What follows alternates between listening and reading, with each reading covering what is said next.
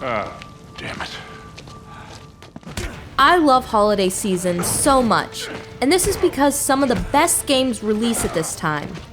I had the pleasure recently of getting a game that I knew would be amazing. I've always liked the majority of games Naughty Dog releases. This series is now a trilogy and has previously won Game of the Year for its beautiful design and great attention to having a story that really gets you caught up in it. In Uncharted 3, we join the handsome and adventurous Nathan Drake. This time, Nate is in search of a hidden treasure completely unimaginable. A theme you'll notice in this game is greatness from small beginnings, and this can be said about multiple things in the game as well as in life. I mean, Uncharted started from a small beginning, and now look where it is. It still stands in greatness today.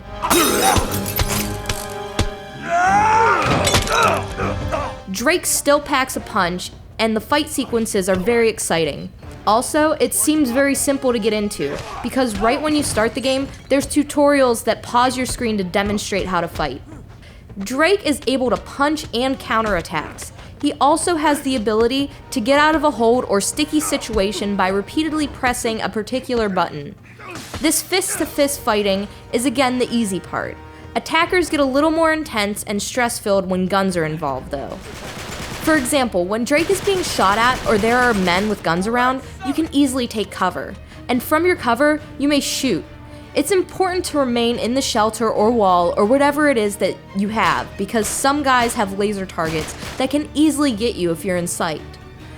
That's what I feel makes the game a bit more on the edge as far as fight sequences, because you just can't go Tony Montana on these guys and start spraying them. You actually have to make sure you don't lose all your health and die.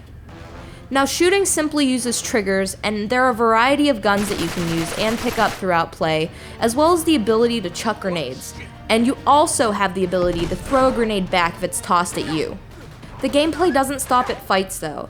The play seems to have a sequence to it. It's a pattern similar to fight, climbing things, to solving mysteries. And the acrobatics performed by Nathan are nothing shy of impressive. They also have a semi-realistic feel to them. And I only say semi because I don't strongly believe an old Sully can follow you and still shimmy his way up a giant stone wall and jump over things without breaking a hip. But I do believe Drake could, and the grip he has on things sometimes almost looks like an unsure thing. Of course you can generally make jumps or climb, but again, it feels that he could fall at any moment if you mess up. Good to see you're alright. You too. The mysteries are probably my favorite part of the campaign. 1 minute you'll be in a certain room away from fighting, and you'll pull out Drake's book and look at the clues. And you have to solve the mystery in that room for the object that he's currently deciphering. It's very impressive, and also speaking of impressive, are the animations and motion in this game. If you don't like spoilers, the following footage for this might spoil something for you. Just a heads up.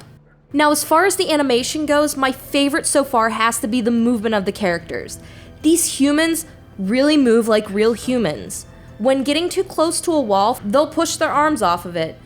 Or when young Drake, whom you see in the first 30 minutes of the game, walks around, you'll notice that he's checking behind him constantly, and he almost has an excited bounce to his turnarounds and whatnot.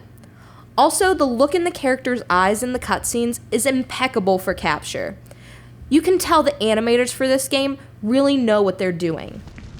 This will be a 2-part review.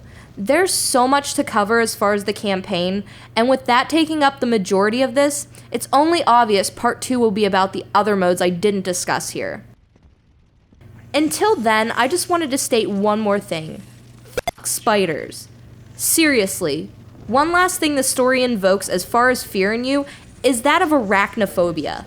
These little creatures infest certain places and are similar to the scarabs seen in the Mummy movies. I recommend staying as far away from those as possible.